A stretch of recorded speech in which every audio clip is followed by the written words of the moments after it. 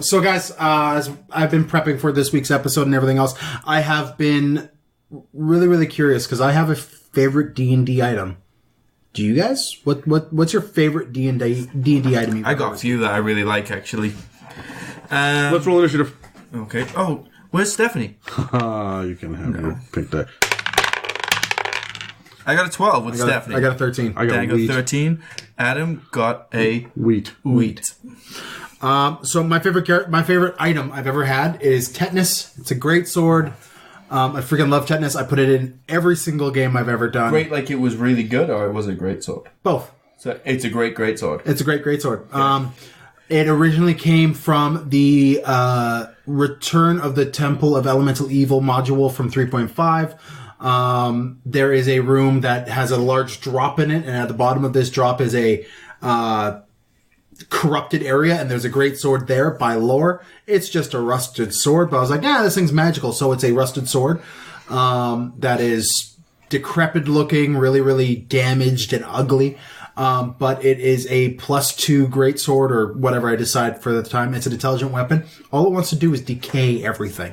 Its whole goal is to decay, destroy, and consume. And it's an evil, intelligent item. Typically has this like slimy voice that it talks to its player about, and will try to manipulate the character to decay. And when it does damage, it does additional acid damage. It is immune to being destroyed by, say, like a rust monster or whatnot. And it's any organic flesh it kills is instantly like decayed to the point of nothingness. Disintegration? Like no resurrection available? No resurrection available. Holy man. Terry, you're next. For me? Well, I was going to say, I have a few. One of my favorite ones, this isn't my answer, but you remind me of, was my Sun Sword, Keith, that I did have a very close the Sun Sword from Crystal Strahd. Right? That's right. I just really enjoyed that. Like, it's like I have a lightsaber. It was like I was in bloody Return of the Jedi or something. That's what I felt like. But no, my real favorite one was my Stone Hawk Satine. I knew you were going to say that. Yeah, I know, but that's why I looked at you and said, I love Satine. I was so proud of her. And the reason being was... She was named after Kate Beckinsale from the Underworld movies? No. No, Moulin Rouge. Oh, okay. Yeah. Because what did you have to say? What was the trigger word? And her name was Celine. Please stop getting things wrong. Whatever, Jedi. Spectacular was the trigger word to start Satine off. And I loved her because she gave my character like an ability that nobody else had, a go-to thing. Send her off into the sky and she could see what was around, or I could warg into her, and it was like give me like I felt like I had a real purpose in the party. Eyes. It's basically just a familiar. No. It was a stone statue that had to be activated and would turn for 1 minute, would turn into a hawk. And would take off. But your family crest, like the last name was Hawkridge, right? Hawkridge, yeah. So it was right on really point. Big Old Spice fan. Yeah. So I loved Satine, and I am amazed that she lasted that campaign. I ended up with 3 hawks. Ended up with Satine and then 2 real hawks, real imaginary hawks. Alithia and Gannicus. Yeah, they were phenomenal. Cool. To annoy my friends in my Friday night group, my knight character has a horse named Galahad, because he is a stalwart companion, and his owl named Percival. You're also annoying me now. Yeah. So, my favorite item that I ever got was a flask of alchemist fire. Oh, damn. Yep. Because I kicked it down a hole. Oh, yeah, this. Onto the bad guy. Onto the big bad evil wizard that we'd been hunting for sessions. And he couldn't put himself out? And he couldn't put himself, and he died. And I did not even roll an attack. It was just, it landed on him. And he burst into flames. And did you have to do a roll for it to land on him, or is it just... I was DMing this. I did a random roll on it, and it landed directly on him, and then I proceeded to fail every single roll for, I think it was 4 rounds of him trying to put himself out. Yeah, and Dan was, like, the look on Dan's face was like, what the shit? Oh, I've been there. I was there with Strahd, where they die, and you're like, how the hell did that happen? Yeah. But I've never received a magic item or magic armor. I've never received a magic item. No weapon, nothing. I've never received anything when magical. they're so good, you get such an emotional attachment to them. It's hard to say goodbye. Mm-hmm. It's hard to say goodbye. I make them. I send them out. Mm-hmm. They're ones that I absolutely loved making, but Adam giveth and Adam taketh away as well. Well, and sometimes you guys don't even use them, like the big ass throne made of ivory that was couldn't even get it out the room. Yeah, there's that, right? It was made out of a giant freaking tusk of some long forgotten beast, and it was advantage on all mental stats and disadvantage on all physical stats while you were touching the throne, or while you were sitting in the throne. But you had a huge ego and you were not able, and you didn't remember or know that this is what was happening. So you could sit there and be hyper intelligent, super wise, and incredibly charismatic, totally full of yourself, but if someone tried to shoot you, you would take that damage. Yeah. Like we couldn't get it out of the room. It was just in this vault. That's hilarious. Yeah, I thought it was a lot of fun. So, anyway. Cool. That's me. What are we doing this week? We're talking about items and loot and rewarding your players. Huzzah!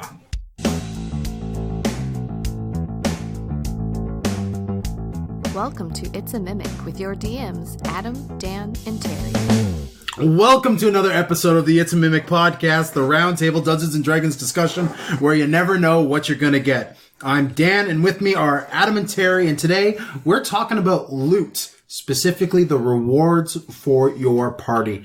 Now, we wanted to cover this. This is in the world building thing, because when you are building your worlds, your campaigns, and everything else, rewarding your players has to be a strong focus for your mind as you're building. And it comes more than just in gold coins. You can reward your players in many different ways.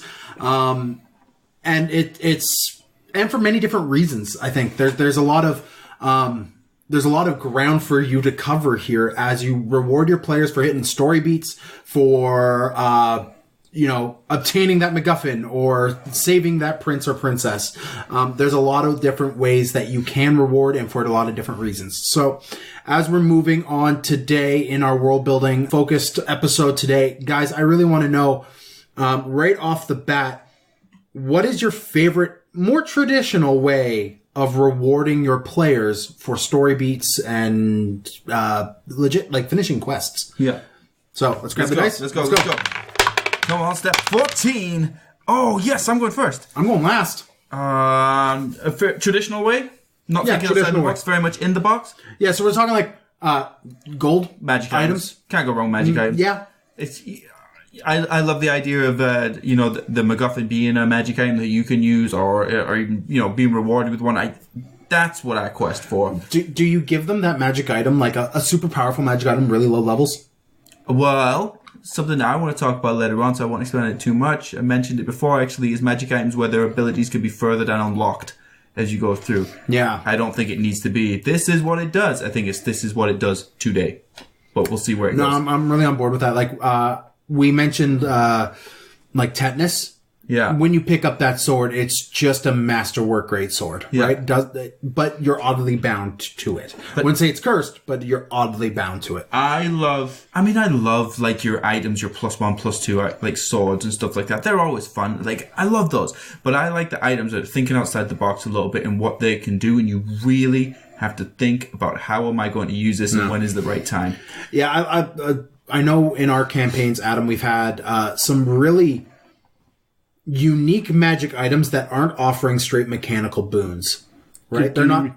Yes, I know what you're talking about. I cannot think of an example. Can you give me one? You gave my Dragonborn character a chair. The stool that I could change into a miniature version with a command word or a bigger version with a command word.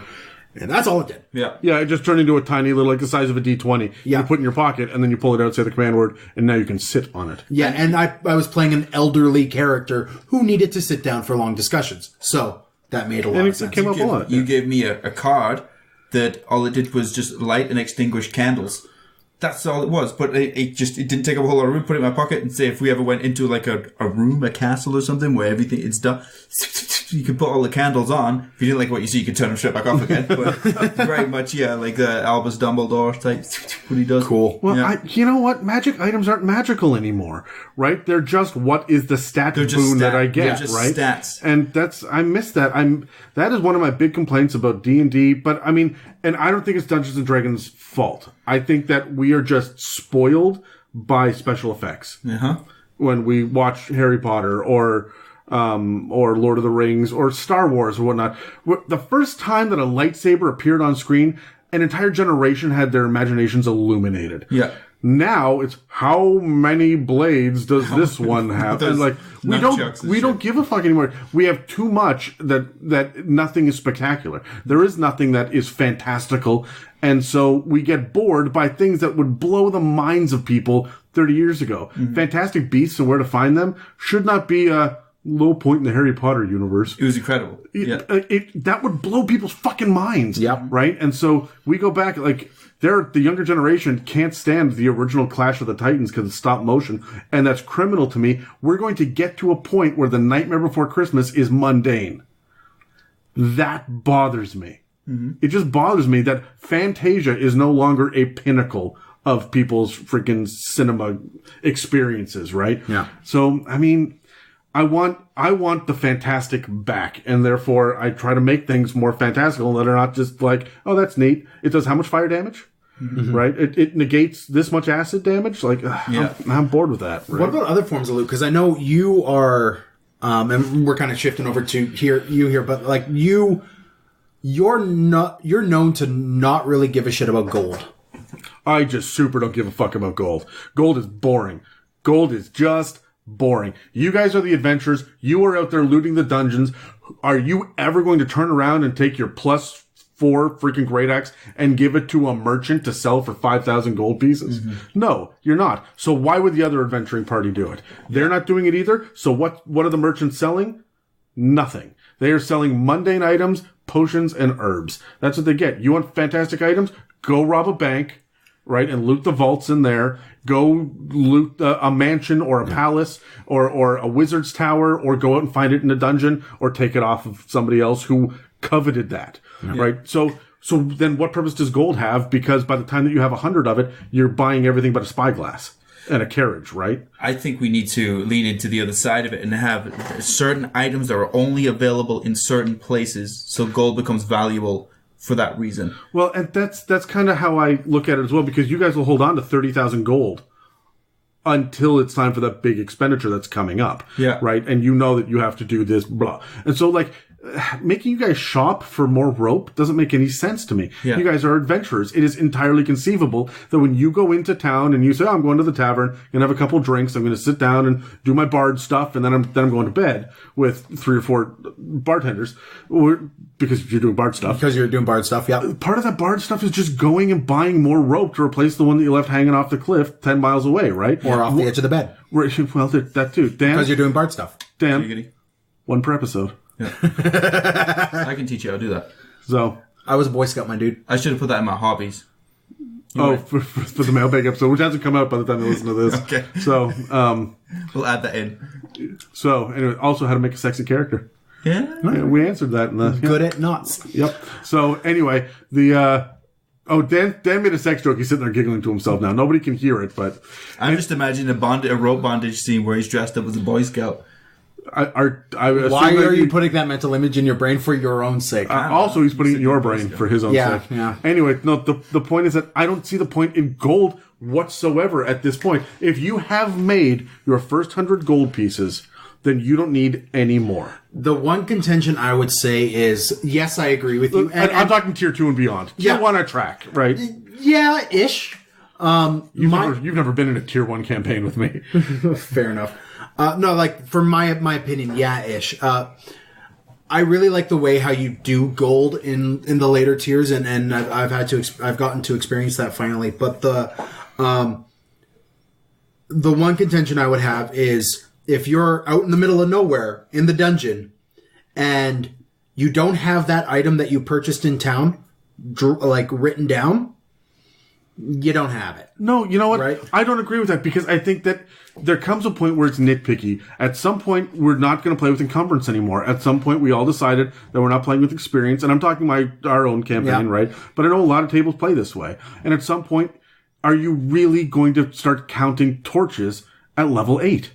Did you know that torches only last 20 minutes and that there's actually techniques from previous editions on how to track how long torches exist? And you need to have a certain amount of them, and that's why their weight and size matters, and that's why bag of holdings exist. Bags of holding. Bag of holdings? Bags of holding exist. There we go. You know what? I'm going to say one item I do not like is the bag of holding. I do not like bag of holding, and next campaign I run, bag of holding will not exist. Because of the bag of holding, everything else becomes unimportant. It does not matter how many magic great axes you've got. It does not matter how much gold you have because it goes in the bag of holding. If there's no bag of holding, your pockets can carry 100 gold pieces. You can fit another 300 gold pieces in your backpack. This is what I'm talking about, where we have so much fantastic shit all of the time that everything now is mundane. Yeah. Right? And so what I do with the bag of holding is I say, absolutely, here are the dimensions inside of it. And I agree with that. And there are very specific dimensions on how much a bag of holding can hold. So when you go to put your 10-foot pole inside of it, I go, wait. It's 4 feet by 4 feet. Hey, the mouth of the bag of holding is like this diameter. Yeah. Therefore, you cannot put a carriage in it. I'm sorry. You probably can't put the head of a great axe in it. Yeah. Yeah. That's just how it is. Like, I'm sorry. These are the limits, which is why I have belt pouch of holding for spell components. I've got bag of holding. I got backpack of holding, which will hold a closet size worth of stuff, right? So it just gets bigger and bigger and bigger. And remember, it's like 2 cubic feet, right, in a bag of holding. Now, remember, people, that is not 2 feet per side. Do the math. You're extrapolating that. It's like 0.8 or whatever. I'm not doing the math off the top of my head. But like, when you have 4 square feet of something, yeah, right? That's 2 feet on a side.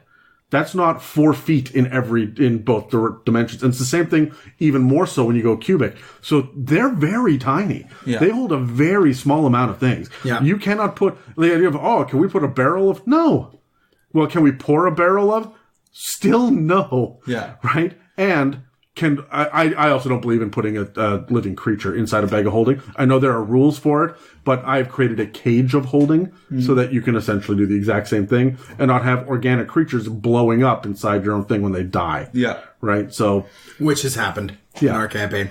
The other thing I like, and this is a lot of groups that have been formed since before in previous editions have these ideas that you're just supposed to be these walking militias, walking monstrosities, just laden with magic items. Yeah, you're an armory on legs. Yeah, and as much as I hate the attunement system, and I've mentioned that in previous episodes as well, I like how what they are trying to imply with the attunement system is that magic items in D&D 5th edition are intended to be hard to come by and rare, right out the gate. They're not supposed to be something that any, Joe Schmo adventurer can even get. You're not supposed to be able to get a lot of them. That's one of the reasons why, they have that limited attunement. That's one of the reasons why they have, high levels of price for some things. Because, based off their crafting system and their, profession system that they have, you're not making an ass ton of money. You can't afford an uncommon magic item that you find in the Dungeon Master's Guide. Typically, you have to discover it. You have to find it. You quest for it. You quest for it. I just had a thought. Sorry, I'm going to derail you. You're absolutely right on all of those points. You just sparked my brain with something right now. And that is with the alignment. Now you have a sanity stat. You're sitting there and you're talking about how you can only have 3 things and it's very difficult. The attunement to me feels like this is all that your body, your soul, your sense of self, it's taxing to use these items. Mm-hmm. Yep. Therefore, if you have too many, it hurts you. So, you know what? Everybody gets a sanity stat, and that sanity stat is, I don't know, whatever your con is. All right? And that's just, I'm picking at random, wisdom, whatever it is. And you know that going in. Or you can just straight roll it or whatever. So you have a sanity stat, and it is static and it doesn't move, and you never roll on it. But it's going to be probably low teens on average. Every time you use an item that requires attunement, and you can use any item that requires attunement, but you already have your 3 slots filled. So you want to use the 4th item, just this one off. I need to get this right. I have to do this. This one time. You remove 1 sanity. Ticker all the way down, and by the end of it, when you use your last sanity point, you go mad, and this is the same as wizards staring into the void too long. And therefore, you have a certain number. You can have as many attunement necessary items as you want, Dan. Have them all, but you're only going to have 15 uses beyond the 3. It still means your 3 slots matter. It opens us up to use all sorts of crazy awesome items. Yeah. And you're going to use half of the slots by level 8. And then hoard the last ones till level 19. I love the idea of the temptation as well, where the item may get better. Yeah. As it's kind of unlocking and you're becoming weaker, it's going to become more powerful. So you're getting close to the end of that sanity right there. Maybe even and that's why some items are intelligent, is because they suck to the consciousness out of that. I'm loving this. I wouldn't even say get to 0 and you go mad. I'd say by the time you get to 5, you got to start rolling those saves because it's happening now. You're starting to crack a little bit. I love it, but the item's getting more and more powerful because there's those players, me, that's going to continue to try and use it and try to play with the traffic, so to speak. Yeah. Okay, so I love everything we're saying about magic items, but when you start getting these weird sanity things involved and these other weird magic items involved, how do you drop these on low-level characters? Do you drop these on higher-level characters? How are you rewarding your players with these high level of magic items that are supposed to be super rare, right? How are you supposed to be managing that? Should we go initiative for this or? It's furthering the question. So, I mean, we were technically on Adam's thing there, but. Do I drop? Look, I'll drop magic items on people early because if you get a magic item early, the first 2 or 3 that you get will define your character, right? By the 10th one that you get, you're just looking for the stat bonuses at that point. Yeah. You're not actually looking for when you get a flying carpet at second level. It's going to determine your style of play. Yeah, that's it. And even if you lose it, that character was still the guy with the flying carpet. If you don't get it to level 18, whatever, it's just a mode of transportation. Yeah. Right? Oh, my movement speed went up.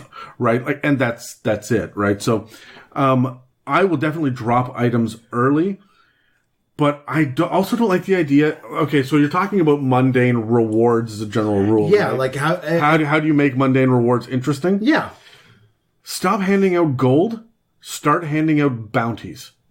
This is my answer. So, look, you are coming into this kingdom, and when you walk in, you're at the tavern, you go to the notice board, and it says 2 copper pieces for every goblin scalp. Why are we not rolling medicine checks to carve up our kills? There are so many monstrosities. How many times does a wizard reach into his bag and pull out Eye of Newt, right? And now think Eye of Froghemoth. What's that worth? Yeah. Right? This is where you should be looking at your currency. And it requires a lot on the DM's side of things to say, look, we need to... We need to have not really a table, but an idea of what each creature has. But man, wolf pelts should be worth something. Dire wolf pelts should be worth more. Winter wolf pelts should be worth even more beyond that. Werewolf pelts should be worth more beyond that because they'll have to be skinned while they're alive.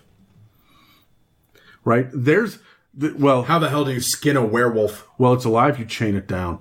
A silver chain. No, you don't even need the silver because, I mean, if you were to cut off a finger, it'll regrow the finger, but the cut off finger's still lying in the corner over there. So you can skin a werewolf and then wait 30 days and the full moon comes out and a wolf's out again and you skin them again. Oh my goodness. That is malicious as hell. That's like Cruella de Vil. Can you have Dalmatian werewolves? Yeah.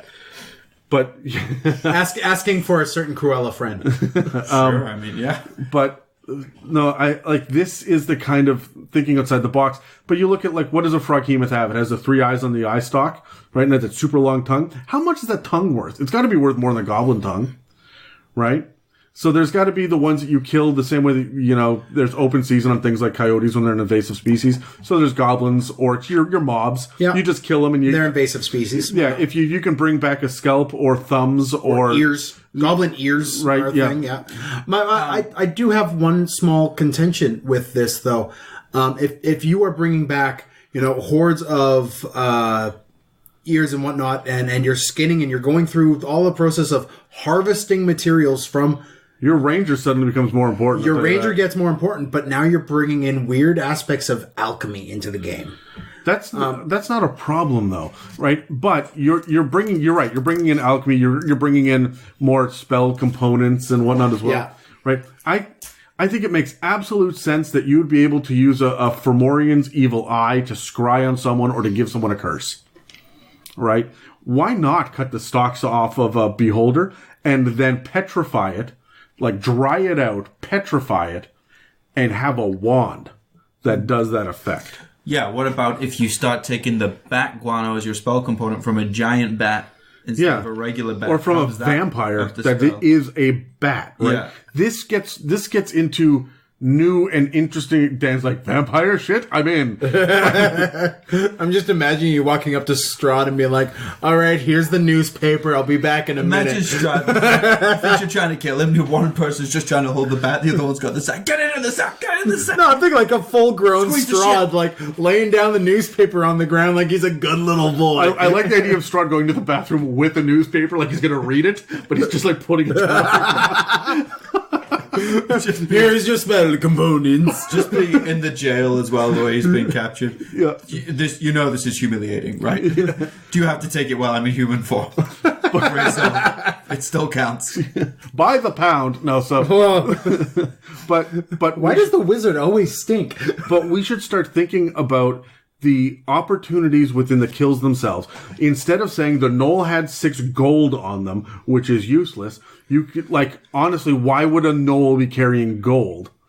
Even copper, why would they have this? Yeah. It makes sense for bullywugs because they covet shiny and expensive things. Mm-hmm. But even kobolds, they probably have a hoard because dragons have hoards, but why are they carrying that shit on them? Yeah. But if you can get a kobold's, trap making kit, if you can get a kobold's, scorpion on a stick? Yeah, tails.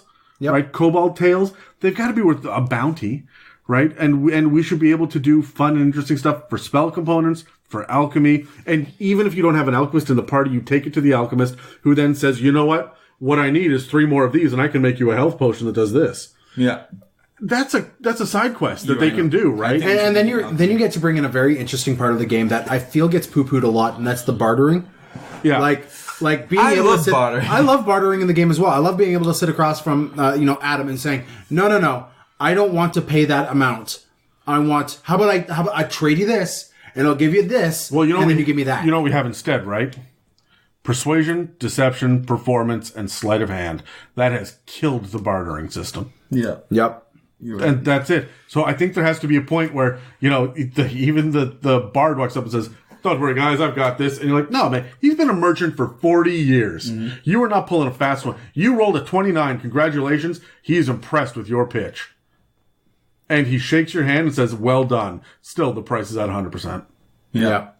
Right? Some things just cannot happen. I don't care who you are. You can't just poof and teleport 90 feet up in the air and start flying on dragon wings just because you rolled high enough on a performance check. Yeah. Right? You need to be able to cut that shit off.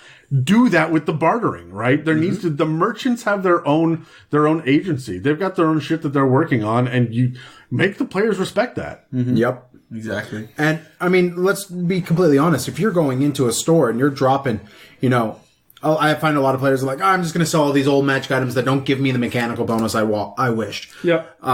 And they just end up with this heap of money. You've done, effectively, 3 things. You have disvalued your magic items. Yep. You have ruined that town's economy because now, instead of a pile of gold that they use to buy, pitch for...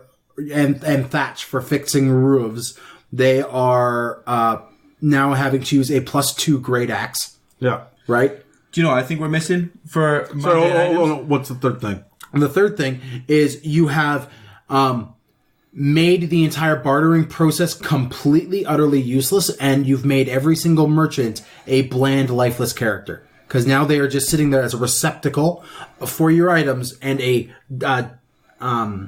vending machine of coins that, like we just talked about earlier, are practically meaningless after level 4. Yeah.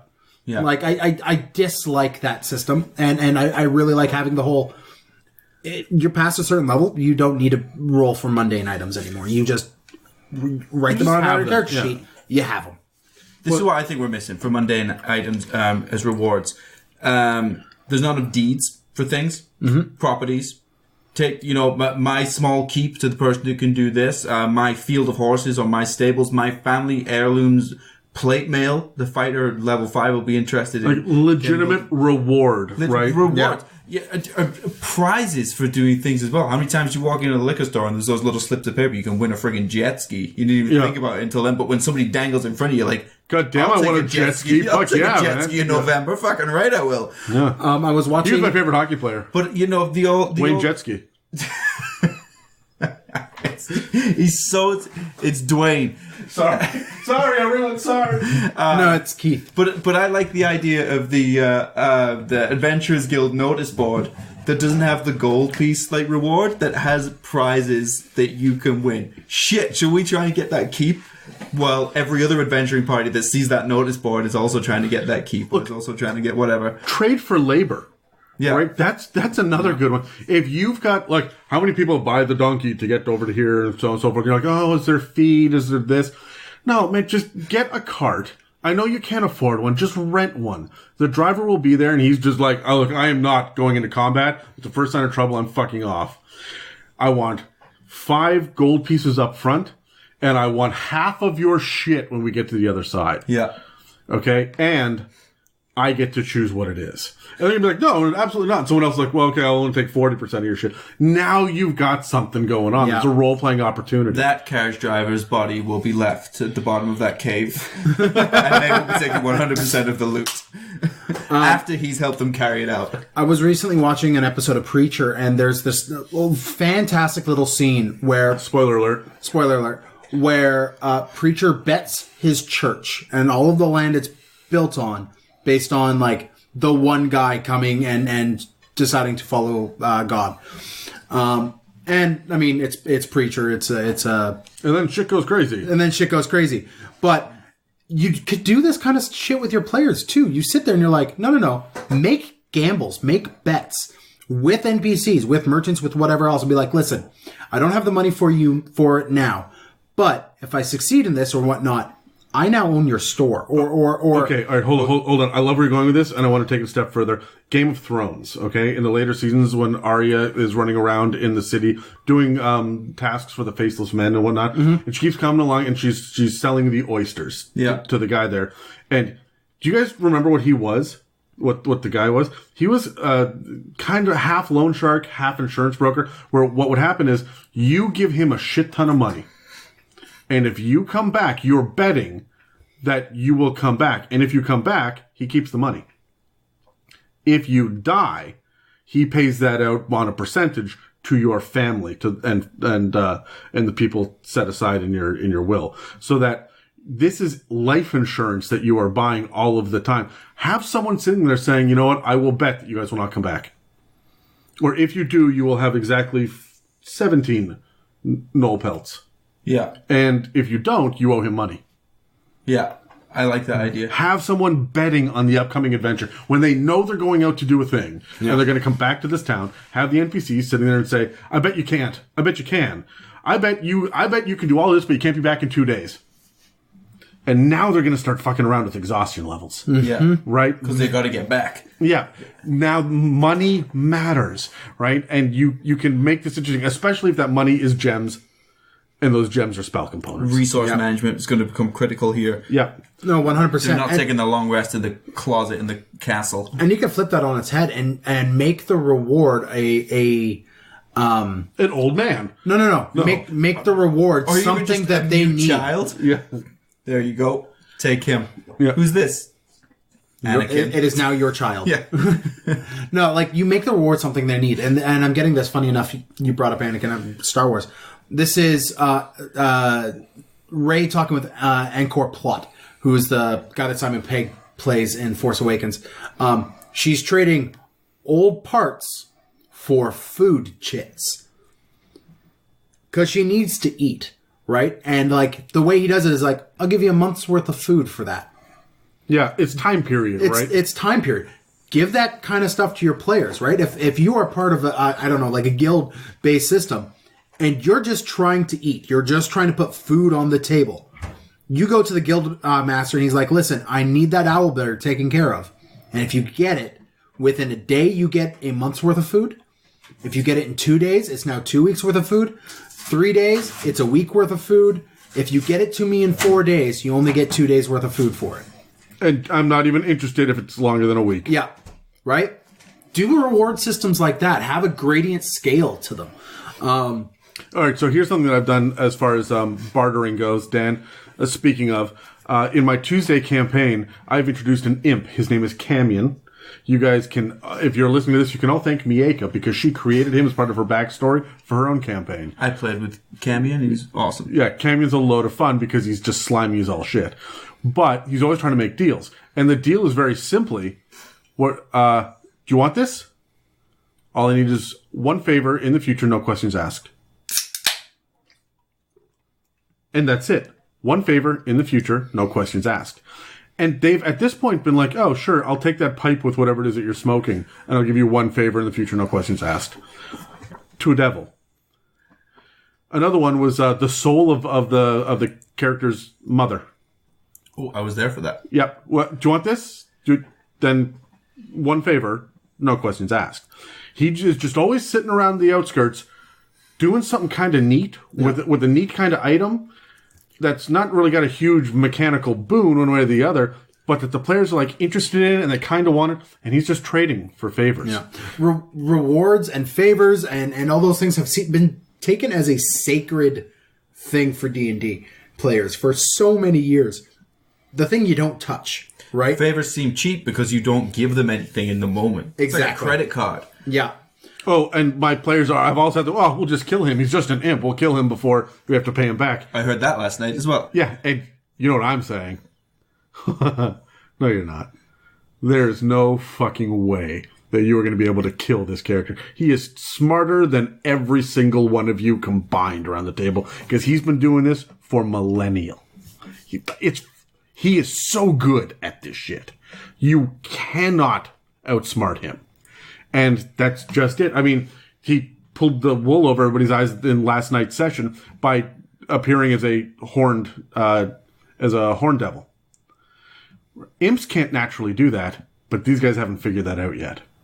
He's got more shit packing, right? Yeah, for sure. And of course he would, because he's got millennia worth of doing deals and trades and little favors, right? And I just want that one to polymorph. Just once. I know there's only one charge on it, and just like, sure, but you can have this. I just want that. And he's just got so much little things.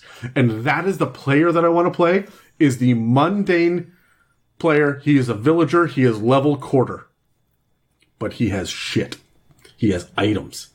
And that's it. My most powerful mage in my campaign is the Archmage, and that's what he's known by.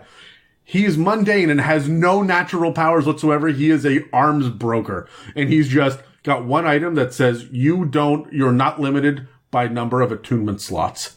And he's, well, okay, thank you very much. That's why he's busted up the wands all the time. Yeah, absolutely. He's just pulling out wands. He's wearing 9 capes. He's just fucking ready to go. Wizard! But he isn't. He's a thief. Right? I love that. Oh. Anyways, we're going to move to a commercial, and then we're going to talk about the next type of reward for your players. Cup the balls. No. Because you're a juggler and you're entertaining them with... Well, contact juggling, right? Hey, how would you kill a circus? Oh, you aim for the juggler? Hey guys, Dan here with Adam. Normally this is a commercial spot, but because year one of the It's a Mimic podcast has surpassed all of our expectations, because of you guys, and the interactions we've had with you guys, this community that's built up around this podcast, we really wanted to reach out to you guys and give you kind of a taste of what year 2 is going to be like. It's going to be even better. So normally we do lore episodes, and what we're going to do now is we're going to start looking at the popular campaign settings that have been published already for 5th edition. Our world building series that we've had through year 1 is changing to be a breakdown of the races in Dungeons & Dragons 5th edition. Yep, we're still going to do class breakdowns because we're not even halfway done the subclasses, so each class is going to get even more subclass breakdowns as we go. Some of them will even have 3 or 4 episodes because of how many they have. Oh yeah. We're going to be changing our coverage of the mob mentalities and changing it to portfolios as we break down some of the big monsters in D&D. Yep, we're also going to take our Dungeon Mastery episodes, and we're going to focus more on mechanics and the nitty-gritties of the game and how to use them in session. We are also still going to be continuing with our really popular Dragon Mastery episodes, but instead of covering all the chromatics, now we're covering the metallics and more. We have more actual plays coming, including sequels to some of the stuff that we've already put out there. We've got more giveaways coming this year, more mailbags, and more random specials. But most importantly, the thing that Dan and I are the most excited about is this second show that we are building. It's called the Campaign Builder, and it's Adam and I with our 2 completely different DM styles, kind of building inspiration for a campaign from session 0 to the very end. We're going session by session, tier by tier, level by level, encounter by encounter, idea by idea, even if they suck. Yes, even the bad stuff will be in there so you can hear our foibles and how much that we are just as human as you. We also want your interaction. It's going to be a highly interactive show, and so it's going to be on the same channel. It's going to be an additional episode on the channel every week, so you're going to get to hear our voices twice. We're not apologizing for that. You're welcome. But you know where to find us, okay? But your friends don't. We have our website. It's www.itsamimic.com. We're on iTunes, Spotify, YouTube, and most of the podcast catchers. But the thing that we are lacking more than anything else is the word of mouth. It really helps us. We need reviews on iTunes and every podcast catcher out there, and we need social media tags. So I'm kind of selling my soul to please help us get the word out, because this upcoming year is just going to be more and more. It's bigger and better, and Dan is never going to sleep again. No, I rarely sleep now as it is. Anyways, guys, thank you again so much for the success of year 1. We're really looking forward to year 2, but we should really take the ball gag off of Terry because he's getting itchy and we need to record. Yes, that's more excitement than I'm comfortable with. We've talked about items, we've talked about magic items, we've talked about mundane items and actually using them as rewards for your players. We've talked about bounties and using bartering in the economy in your favor.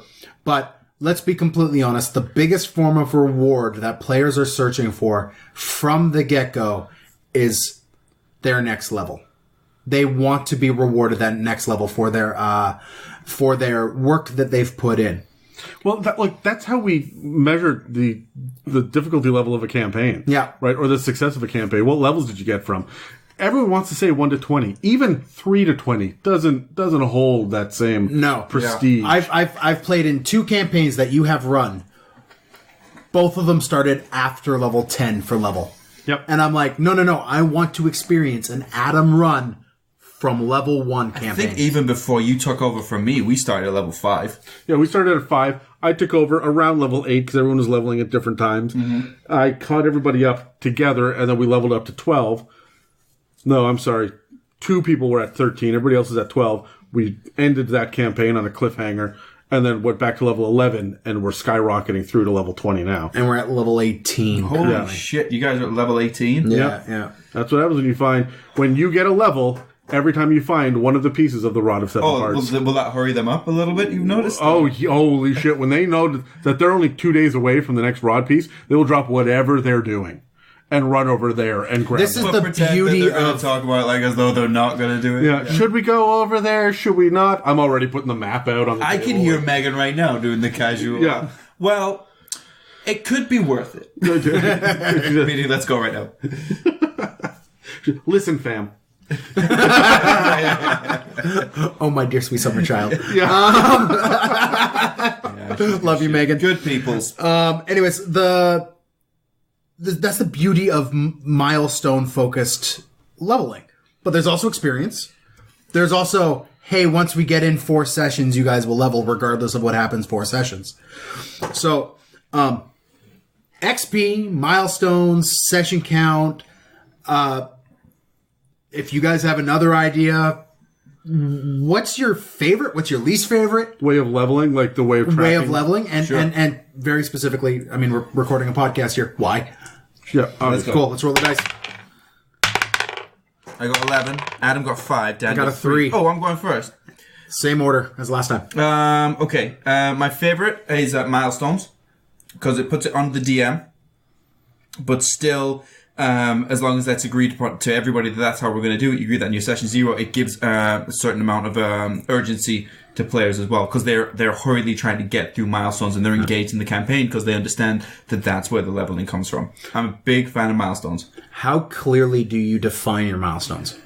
Because I've played both the, once we hit kind of a narrative beat, that's the milestone you have to hit, and we move on. It's kind of this loose, ambiguous, or is it every single time you attain a piece of this item, you gain a level? I probably wouldn't tell them.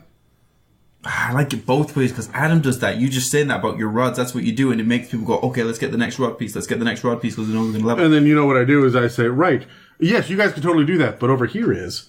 Yeah. Right. That's right, yeah. And so if I'm going to meta ahead of time and I'm going to tell them. Take your wallet, that's kind of it. Pretty much. I'm going to, look, there's a dilemma coming. If I give you meta information, that is because I am preparing you for a dilemma. Yeah, but I like this, I love that because it gives you urgency. But I also like the surprise as well. So I may not tell my players, but I would make it obvious that they're figuring it out. Hey, we level up every time we get one of these pieces of this rod. Well, that's why you get it both ways, right? Like, my Tuesday campaign gets to level every time they find a card from the deck of many things. That's it. Hard stop. However, they only know kind of where the cards are. They're not really sure when they're going to pop up, and the cards are moving, and other people are touching them and shit all the time. So at any point, I can just say, all right, here's the next one. And I also know what order the cards are coming in, and they don't. And so they're like, oh, fuck. They always find it, and it's always face down. And of course. Who's going to flip that card? And, of course, everyone at one point says, fuck, I'll do it. And then it never goes well. but that idea of, I think that's the best of both worlds, right? Like, I tailored this campaign specifically for the idea of, I want to hover at level 8 for 5 months. Just because I think that's a sweet spot for playing D&D. And these are new players, and I really want to sit here and role play before we start looking at the next mechanic. Some good abilities, but you're also kind of vulnerable. Yeah, and so I wanted to stay there. And they've commented, when's the next time? It's been a while since we found a card, right? And they're on and on and on like this, but there's no urgency behind it because they're having fun. The moment they stop having fun, well, here comes the next plot point, here comes the next card, here. And so I can kind of... Yeah, exactly. Right? And the moment they see it, they go, oh shit, that's a level. Right? And it's not a, what's the plan? Are we going after levels? It's reactionary. Fuck, get the level before it leaves. Right? So Milestones is my favorite. Least favorite? XP. And I know we were talking about this earlier, me and the both of you. But XP, I don't like it because it gears everything to tactical play. Gives everything down. Now it's all numbers and pushing minis now. All of a sudden, the more explorative classes, or maybe the support classes, are not getting as much XP because they're not playing the game for the reasons that they want to play. Because now it's just kill everything, and then that's how you make murder hobos. I've never heard a good argument for why XP should be used over other options. Not in 5th edition. I agree with you 100%. 5th edition is fairly weak as far as XP goes. It doesn't make a fuck of a lot of sense either with the difficulty ratings. Their CRs are a little bit off after about CR 4. Too many variables. Yeah. Well, the action economy made all of that very difficult to predict when they created the monster manual. I think by Mordenkainen's, they figured it out. Right? And so XP and CR is a lot more accurate. But there's some monster manual entries that are a little questionable. I've never seen a beholder run at CR8. I don't see how you could. You're going to wipe an 8th level party. Yeah. That's it. Like, I mean, maybe if they're not thinking about layers or environment or, the average person who picks it up for the first time, sure, that's fine. But any experienced DM with a beholder is going to fuck your world at level 12. Yeah, I mean, maybe if you're fighting one in an open field, you're going to kill, but... Open bare field, that's definitely not its lair, and 4 of its eye stalks have been cut off, maybe. Yeah. And the rogue has snuck up to it behind it.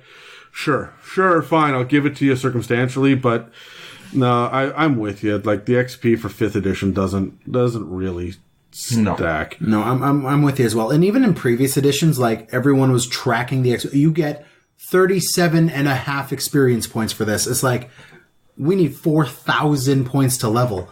Tracking that is just, it gets to be another resource you're trying to manage. I got it to the nearest 10. I gotta ask you, Dan, because you will know better than me.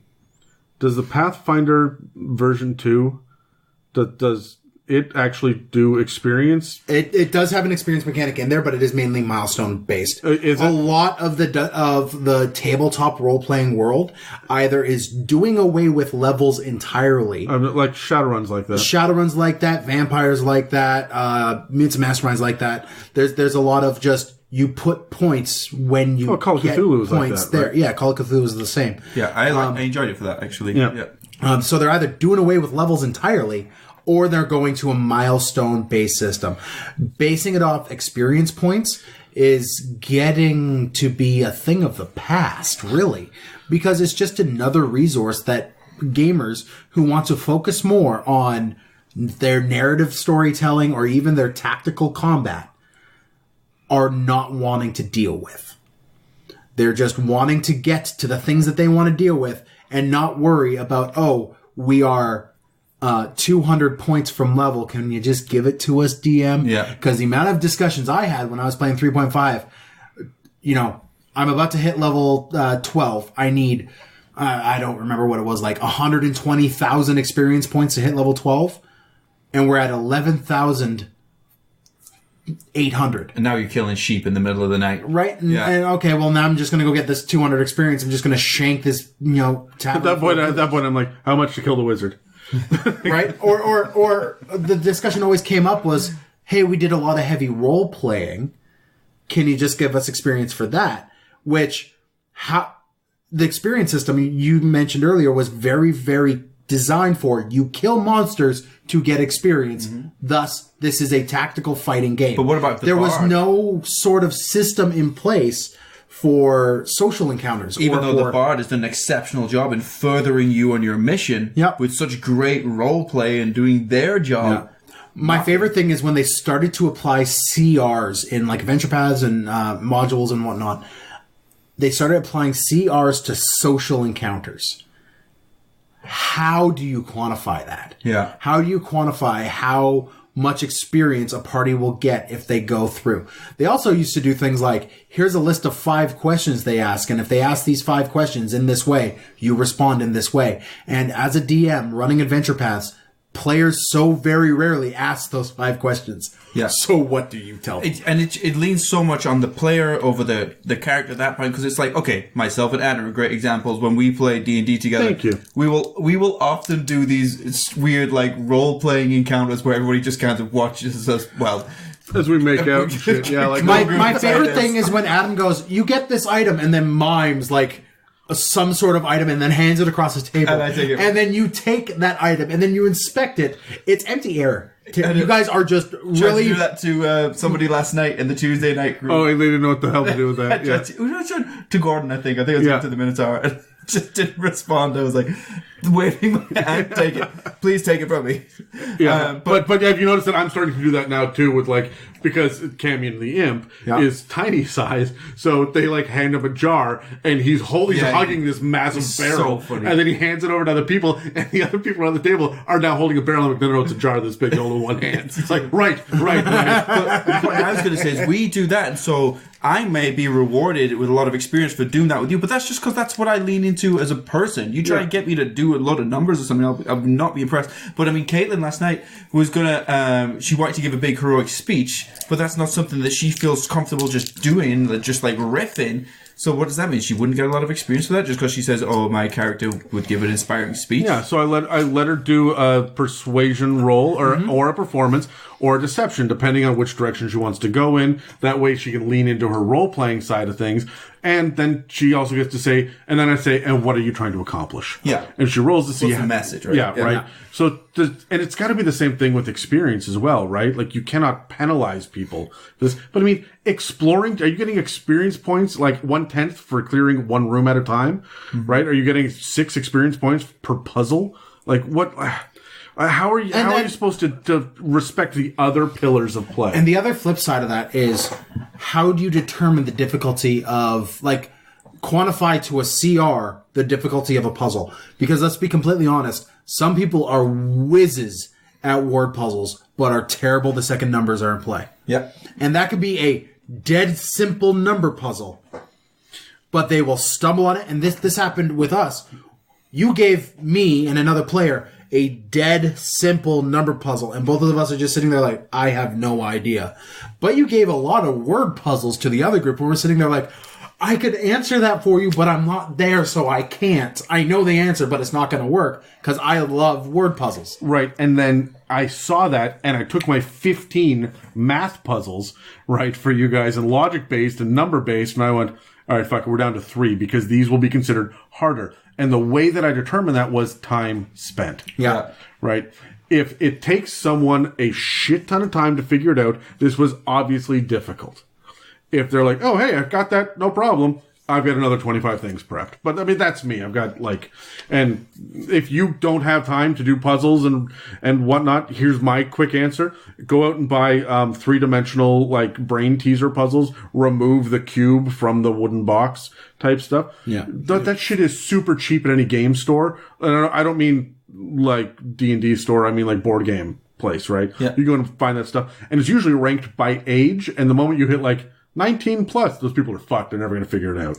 So, man, I struggle with like the 8+ ones sometimes. So, but you do that, or you grab riddles, and I often use actual riddles that I find online, and then I tweak it a little bit for D&D to give it kind of a medieval feel, like it would naturally be in the world. And that is how you decipher ancient texts and stuff, right? Because I'm not going to give you a legit cipher to go through.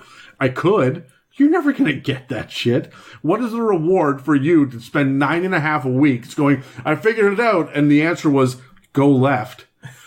And you're not even in that dungeon anymore. I would contend that giving your players an extended, like, cipher that they have to figure out, that eventually, I don't know, reveals the name of your end villain. Yeah, I did do that. That's right.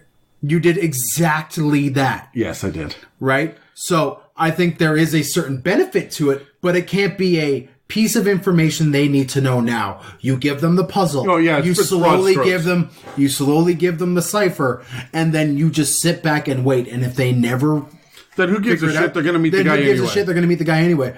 But if they figure it out, it's that much bigger of a moment. And so you had a nerd sit down at your table and be like, "Wait, you've written a Bible? I'll read that." And then reading through it, I'm like, "Oh, this person's got 7 fingers on her hand. That must mean she's the bad guy because we're seeing the sign." And I sit down at a table. The nerd was me. I sit down at a table full of people who have been in this game for 2 years. And I'm like, "Oh yeah, chick is the 7-fingered hand." You guys always pronounce it wrong. It's chick. There's no vowel. CH''K, who's the goddess of death in Adam's world, is this, 7-fingered hand god written about in the Bible. And everyone at the table went, "Oh," and Adam is going, "I wrote this years ago and no one read it." Yeah. And then Dan did, and now integral plot points were now connecting with each other. I know. Okay. Integral? Integral. Thank you, Dan. Yeah. To be fair, you're not the only person that says integral. You should record an audiobook of Adam's Bible, and then people will listen to it. Oh shit! You know what? That's a great idea. Let's do that. Yeah, I could do that. I will do that, like... And I'm going to sit over your shoulder and go, "No, Dan, slower and soft, deeper voice." The bit that you guys... It'll be the Call of Cthulhu thing all over again. The bit that you guys inevitably miss editing will be chick, listen, chick, yeah, chick. Well, there's other ones like... Well, the other names are fairly Olowam and Bim and Fruin and... Yeah, I tried to grab old... Anyway, look, we're way off topic. What the hell are we talking about? So, no, all right, so... experience points. So, you asked us to rank them. Terry went and we got off topic. Yeah. So, here's mine, okay? First and foremost, I like experience points. I really do. I don't think they fit in 5th edition. No. I think they were great. They were the only way to do it in Advanced Dungeons & Dragons. Yep. I think they were the preferred method in 3.5. I think that 4th fell apart, and that's when experience died. Experience points didn't make much sense in 4th edition. And then 5th edition, we should just throw them out the window. I don't like them at all. In 5th edition. In 5th edition. Yeah. I've never seen session count work. No. Anytime that you're like, hey, you level every 4 levels, that campaign will die. Every 4, because you've got to keep adjusting your pacing all the time. It takes the control of leveling away from the DM when it's session counting. Yeah, because your players are going to get distracted by going to play with the fucking... they're all sitting there grabbing each other's ASMRs. And you've got to... Like, yeah, exactly. But you've got to stop at 10 p.m. because someone's getting up for work at 5 or something like that. So you can't... Okay, well, that's another session counted. I guess we level... We'll level now? That makes no sense, you know? Yeah, the only time that I would ever do that is say, all right, look, we're going to go from... We've been playing this campaign for 3 years. So-and-so is moving in 6 months. We have this many sessions left. We're probably going to miss a handful in the middle. So we're just going to ramp through this real quick. That's the only time I see session count mattering or making sense. I would do it. So that leaves me with milestones. But I'm starting to get a little bored with milestones, and I have a new thing. Go. All right. A new form of leveling. Real quick, before you do, just to go through mine. Yeah. Because I went off the 3. I hate session count. I've never seen it work. You said favorite and worst. That's why I only said 2 as well. Well, therefore, your middle is session count. Your middle is session count, then. And here's why. So, I've never seen session count work. I've seen it attempted many times. And I think if you're running out of modules, it's going to be the one you try to go with the most, because every single module has you should be leveled this by this to part in the module. So, you know that that's roughly going to be 2 sessions. Go, right? So every 2 sessions. But again, that's milestone, ultimately. That was my main contention. That is my main contention with session count. It basically is just milestone. It's what milestone is. It's a meta milestone. Yeah, right? It is what milestone is what session count wants to be. Mm-hmm. I love milestone. I love the milestone way, especially if there is a clearly defined, this is what you have to obtain to get it. And then you throw in a bunch of other distractions as a DM and just watch your party willfully choose to be stuck at level 11 for 4 months. They could go over there and get that thing. They could go over there and kill that one guy. But because they're in their own little world over here, that's fine. Eventually, they're going to all start to realize that they're level 11. They need to go over there, and they will. So I prefer that. And even though I have a tattoo that says what doesn't kill me gives me XP, I can't stand experience anymore. 5th Ed ruined that for you, hey? 5th Ed ruined that for me. I used to love it in 3rd edition, but like I said when Terry was going through his thing,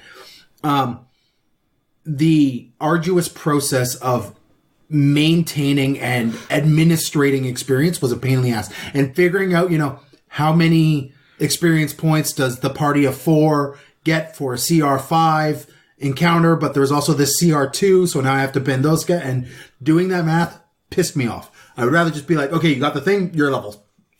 Okay, all right, look, I'm with you. I don't think the math is that hard, but that's just me. I think that the issue that you run into is when Terry misses a session. Mm-hmm. Does he get the experience points to stay up with everybody else or not? And I've seen tables rage because someone else leveled with them after missing 2 sessions. And I'm like, it is a game. Role-playing game, motherfuckers. You guys sit down, shut up, and let's all play together. Also, you're on the same team. Fuck. Like, God, like, I'm already mad about experience point. Oh, fuck. Yeah. Anyways, what was that 4th way? Okay, all right. Option you got? All right, so I'm developing this. This is a work in progress. But hear me out. If anybody online wants to dig into this, let me know, and I'm totally willing to collaborate. But you take combat, exploration, and social. You look at the pillars, and you break down all of the things that a specific class should be able to do. based on the classes that are sitting around the table. Then the subclasses, you can get into the nitty-gritties if you want, but based on generally the class. So rages for the barbarian, physical attacks, withstanding damage, right? But also maybe getting drunk. If that's kind of the direction that player wants to go in. That's standard for barbarian, right? They drink their mead, right? And when you give them a list of achievements, and when you check off enough achievements, you level. And every list of achievements, whenever you level, you get a new list, and each one is progressively longer or more difficult to get. Or you do multiple stages of the thing, and that way you're just doing a lot of front end prep, where you're sitting. Okay, you as a barbarian have to kill 10 things to gain a level, right? But then your intermediate step is you have to kill 50, and then your advanced step is you have to kill 150, and then your extreme step is you have to kill 500. Well, I wouldn't even like. You'd have to kill 100 per level in tier 1, right? Yeah. And so, but once you've checked off all the boxes, then you can move forward onto the next thing. So your rogue is doing maybe a bunch of thieving or sneaking or whatever. The bard is doing a whole lot of performing, maybe not music, but performing or party buff or supporting people. And then you can include things in the roleplay like actively try to sacrifice yourself for someone else's benefit. Doesn't mean they're going to die, but you put your own neck out for someone else because that makes sense for you as this kind of character, right? Decide to meditate through a combat as a monk, right? Like these could be things that you decide to just hand out. And like, if you sit there and you go, you know what? I've actually checked off all this sneaky shit. I was a ranger, but I've done all this. You could take a level of rogue. Do you want a multi-class? This forces people to have a reason to become a warlock. Yeah. No, I love it. Right? Or to become a fighter or whatever it is. So achievement-based. I have not hammered this out yet. This is entirely in theory. You and I might have to sit down and really, really go through with this because I'm excited about this kind of idea. I love this. This pushes the roleplay even in combat. This pushes a level of tactic beyond what you're doing with your character. Yeah. My only concern is it's meta. And I don't know if that's going to affect the table. Because you're going to have a situation where you're trying to achieve maybe some level of diplomacy with the big bad, but the barbarian has taunt the enemy as one of his achievements, and so you're like, hey, dick, we're trying to get out of this alive. Yeah. Now, I guess everyone has to be on the same page about like we're going to discover this story together based on how we do this shit, right? As opposed to like. It becomes less about what the end goal of the story is, and it may even a railroaded campaign wouldn't necessarily be that railroad. This is the end. Accomplish this thing because you're accomplishing shit all of the time. Every session that goes by, you're doing something, right? And you can focus on what 1, 2, 3, 6, whatever it is, things that you want to do. So I'm thinking some sort of achievement-based leveling system based on the classes. And now that I say that out loud, maybe even some subclasses, maybe... What you do is you give them a general page of just general achievements that apply to everybody. And in those general achievements, you have, sections that are flavored bard, barbarian, cleric, all the way down. Like, pray to a god. That is just for clerics. And yeah, they might be gimmies for the cleric who has that achievement list. But that's going to be a little bit more difficult to say your atheistic... your rogue. Rogue, right? So I think you have like their general list. And then you have, wizard combat, wizard environmental, wizard social. And you hand them the 3 pages and say, there you go. I wouldn't even go that far. I would just have a list of like, here are 8 things. 5 of them are really common. 3 of them are super uncommon and difficult to do, right? Let me know when you've checked them all off. And you level. And you level. And you get the next list. And when you check something off, you have to declare it. So that you're not just like, oh, taunt to the enemy with me going, oh yeah, are you? To a merchant. No, you're not checking that shit off. Yeah. Come on. Yeah. Common sense. So this is not completely hammered out yet, but that would be a really cool way of leveling in my opinion. Yeah, I'm with you. All right. So we're going to move on to a shout out and then we'll talk about the weirder rewards you could give your players. Handy's behind a dumpster. I mean, yeah, I guess, if you really wanted to. Or in front of the dumpster. Fuck, I don't judge. So, as you guys know, I have been, you might not know, I am no longer doing carpentry work in my day-to-day life. I've moved on to a different industry, and I love it. I absolutely do. But there's still something about doing some good old-fashioned woodworking that is near and dear to my heart. And I've been looking at some inspiration because I've been looking at maybe building tables, dice boxes, dice towers for you guys. And I have been obsessing over Wormwood's Instagram page. So for the fudge is Wormwood for the people that don't know. So Wormwood is it's a fairly popular. They got 90,000 subs. Okay, Daniel, on this podcast, you have to say subscribers because Terry's going to get all excited and then we're fucked. Okay, I'm sorry. It's Instagram. They have followers. We've spoken about woodworking and handies. Terry's already half chubbed. Sorry. Yeah. They've got 90,000 followers. They're followers. So not subs at all. No. They got 90,000 followers on Instagram, and they are wood crafters. They build dice boxes, modular dice boxes that all click together with magnets and these beautiful works of art. Dice towers. They're featured heavily on programs like Critical Role and Relics and Rarities and these kind of live action things. They have custom DM screens. I love they got dice boxes in the shape of coffins and stuff. Yeah, and they just have beautiful design work. Absolutely beautiful work, beautiful etching work, beautiful. Just everything about it is wonderful, especially from a woodcrafter's perspective. And above everything else, it's insanely practical for your D&D games. We've talked about how it gets kind of frustrating when people are rolling their dice across the table and it flies off the one end or behind them or whatnot because they can't seem to hit the broadside of a barn with their dice, or they've got too much power behind it because they're raging at this roll. I feel personally attacked. That's because you are. This is directly targeted towards you. So a good high-rimmed, because some people really give it. Thick-rimmed.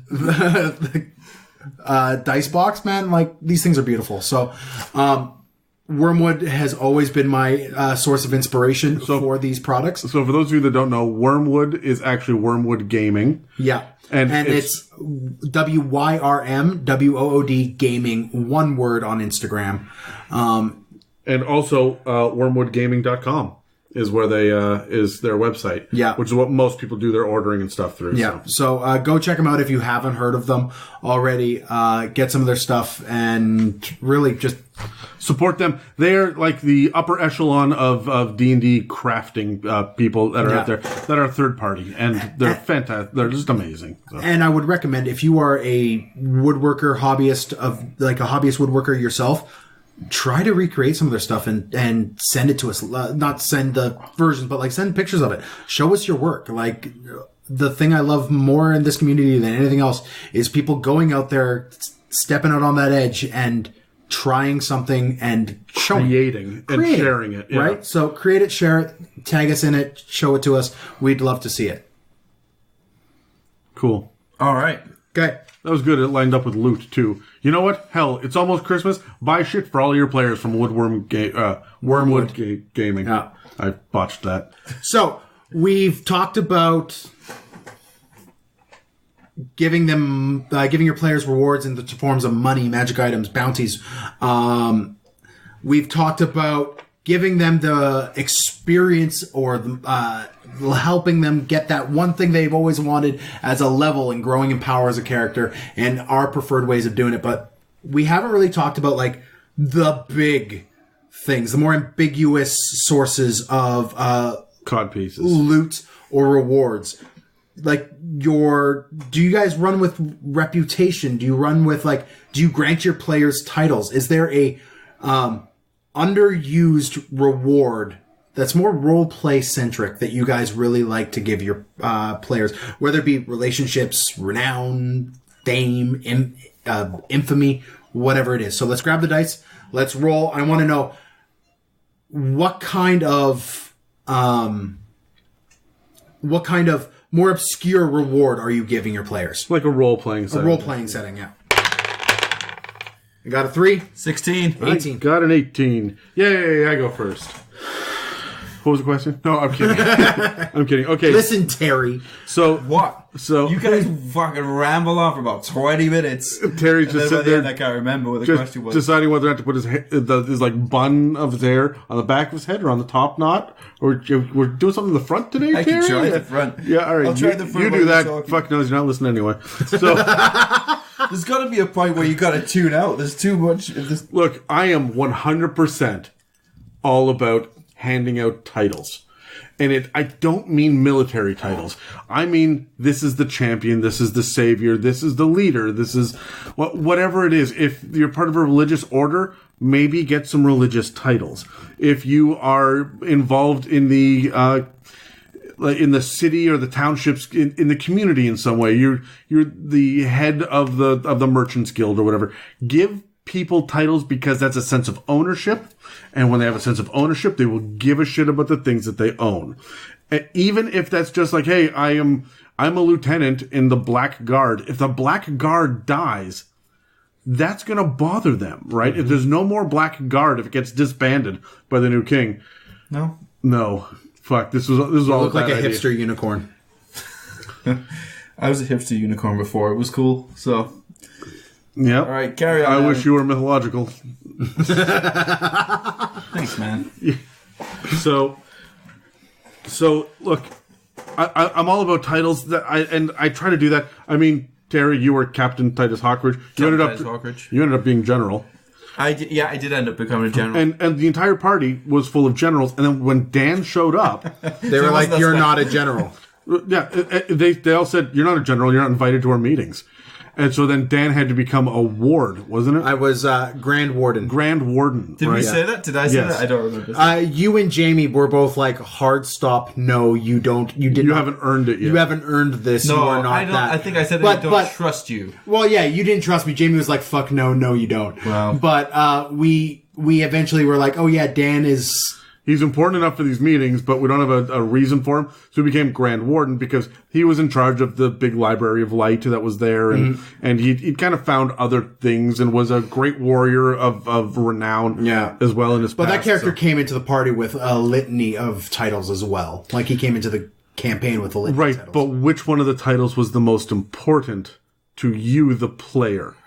Not to the character, but to the player. Oh, Grand Warden, 100%. Right, and so that's it. I'm rewarding the player, right? And so that's why I think titles are important. Even if it's something very simple and mundane, just going from private to corporal. Mm-hmm. That's it, right? That gives a sense of accomplishment. And don't start people off at captain. Because I try to avoid captain now. Because when the captain of the town guard steps onto the pirate ship, Captain. Who is the outranking captain at this point? Captain. Yeah. Right, and so... Well, it depends on the organization, I would say. Well, who's calling the shots? Yeah. If the captain of the town guard has hired the pirate ship and then decides to break the rules on the ship, who has the most authority there? So I don't fuck around with captain anymore. It's Commodore. There we go. But... The other thing that I do is relationships. I absolutely love handing out relationships. And not every player takes a relationship. No. And a lot of the times, most of the time, I find that guys, hands down in, I want this. This is good. We're going to at least play with it. This is going to be an ongoing thing that happens. Girls are like, is he cute? Yes. And that's it. They tend not to go after it. Not the ones that I've played with anyway. Girls are bloodthirsty. They are. They want to go for the kill every time. Girls are savage. Yep. And guys, how many outlets exist for, like, we're talking the Western world here, right? We're talking Canada. How many outlets exist for girls to be savage and bloodthirsty and let that out? Not much. And even the ones that there's kickboxing and stuff. Right, but there's still rules.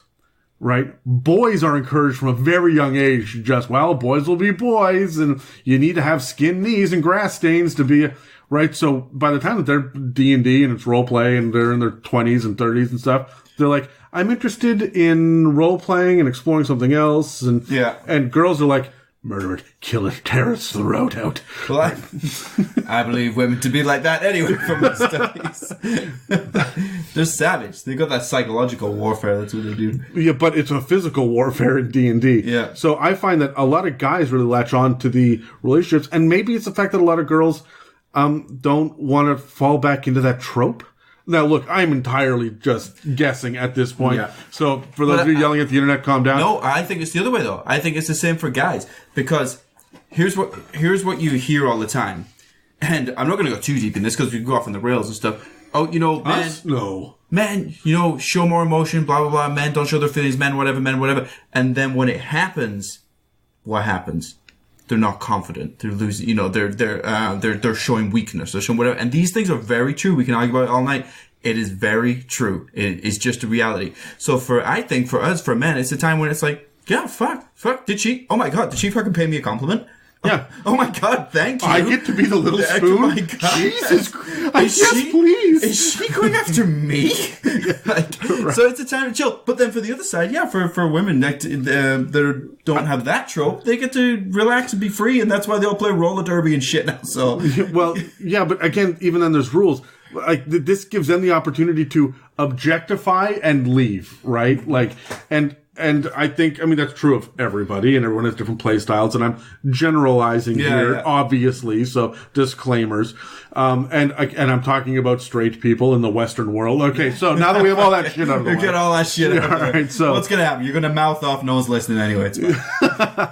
So, no, but my point is that there's a surprising role reversal, and if you end up with a new girl at the table, do not hand out a relationship to them. Mm-hmm. That is nearly insulting. Yeah. But if I have a new guy at the table, I'm going to have the barmaid wink. We'll see where this goes. Because if they're receptive, they may want to explore that. Because you can't do that in Call of Duty. You can't do that in football. You can't do that in computer programming. There's nothing out there for guys that lets you be like, you know what? I'm going to flirt a little bit in front of my friends, and it's okay because I know I'm not going to get rejected. And even if I am, it's by imaginary person that guy made up. Yeah, and so we're all going to have a good laugh about it. Yeah. Instead of me putting my fucking heart on my sleeve out in a pub, getting shut down, right? And then being embarrassed about it and not doing it again for the next. But you're right, because we were talking I'm not talking about from experience, guys. Shut up. Don't look at me! We were talking earlier about this because you said picking the right person. And you're right. There's a lot of guys that might go for that, but everybody's different. Even the three of us are very different in who we are.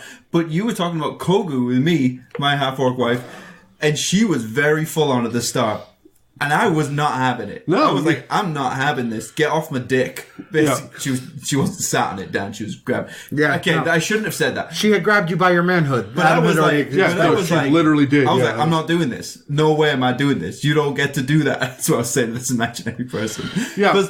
And maybe it's just because it's me. Because I tell you what, I fucking hate I know men get a lot of shit, but it's when, because I work in the fitness industry, right? Okay, body's my billboard and all that sort of stuff, is going into, I call it the snake pit. It's like the 9:15 a.m. mommy hour class. And it's like, they are like saying things about me, because that's what they do. It's like going into a bar full of drunk women and they're like, look at you. Oh, yeah, I can just picture Terry walking in for his like spin class or whatever to lead it, and all he hears is, It bothers me. I tell you, man, I get it. Look, when I was working as a clown at Fright Nights, we're totally off topic now, but as I was working as a clown at Fright Nights, and we would interact with people, we'd be scary, but we'd also be funny. But we were also performers, and we were out and around.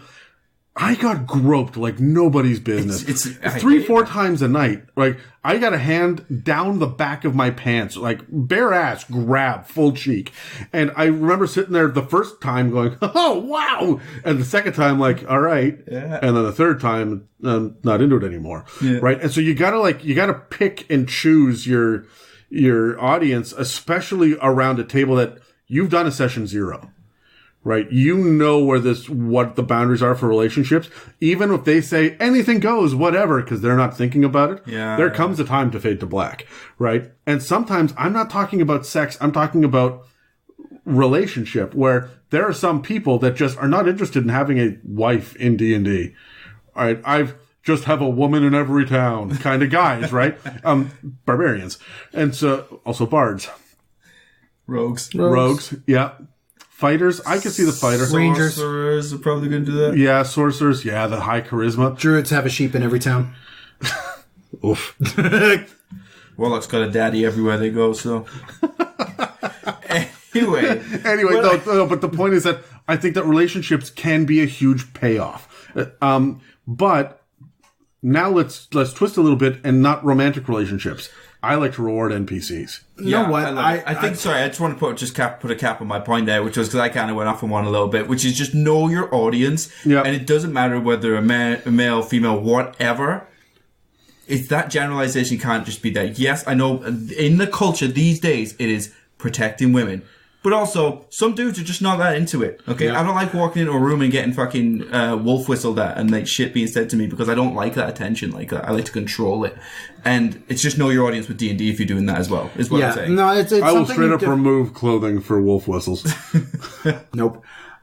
All right, Dan's a visual. He visualizes. I meant to say cat calling, not wolf whistle. No, I know. I know. I got the wrong animal. The one thing I would say, there are some things that you do have to tread lightly with. And if you're going to be approaching romantic relationships at your D&D table as a reward for your players, make sure and you said this perfectly, Terry, listen to them. Adam, you said this as well. Listen.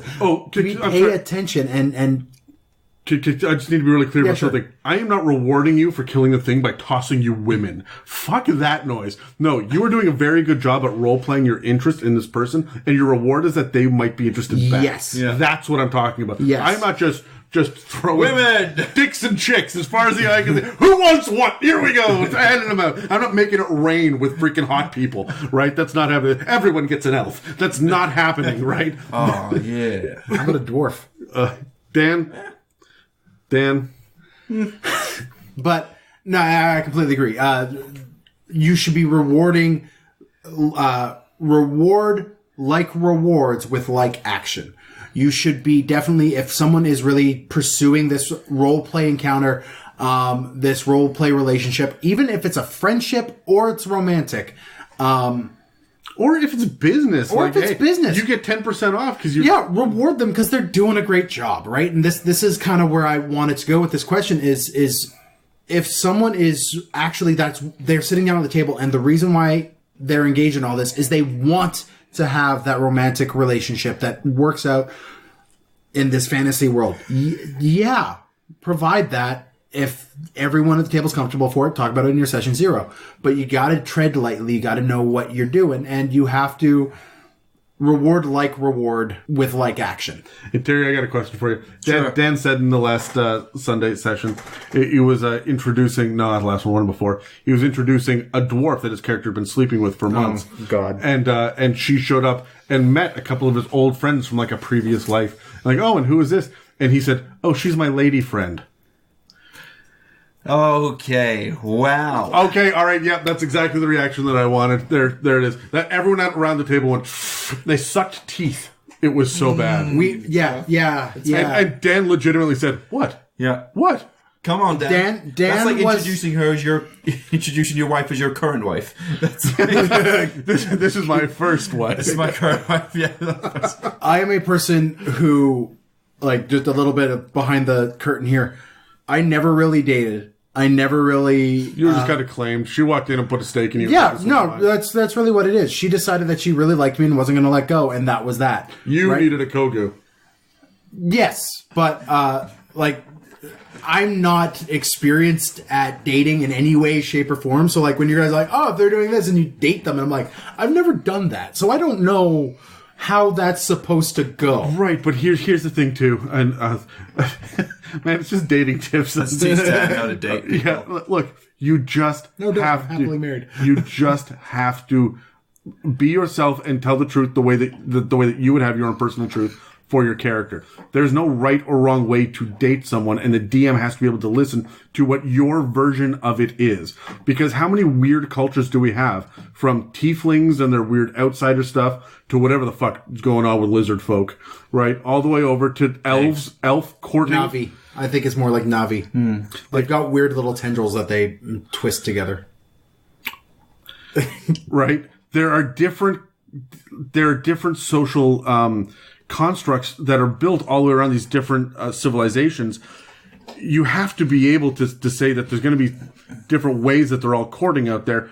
There are also different players, and that's going to be, you have to cater to the right person the right way. And that's why it can be rewarding if it pays off for them. Therefore, it's a reward that I like to give. Yeah. And those are just the on-the-surface variables as well. You get people behind closed doors. She might be a high elf in the streets, but a dwarf in the sheets. Okay, so you gotta look out for that. Okay, because it's gonna change. Then. Yeah. You're not wrong. The other way I really like to, and I'm just going to change gears here real quick. Another way I really like to reinforce players. You mentioned title. You mentioned renowned with them. I really like dealing with the idea of fame and infamy. I like the idea of the party after having done some good in the world or bad in the world, whatever it is, getting to the next town and people know who they are by reputation.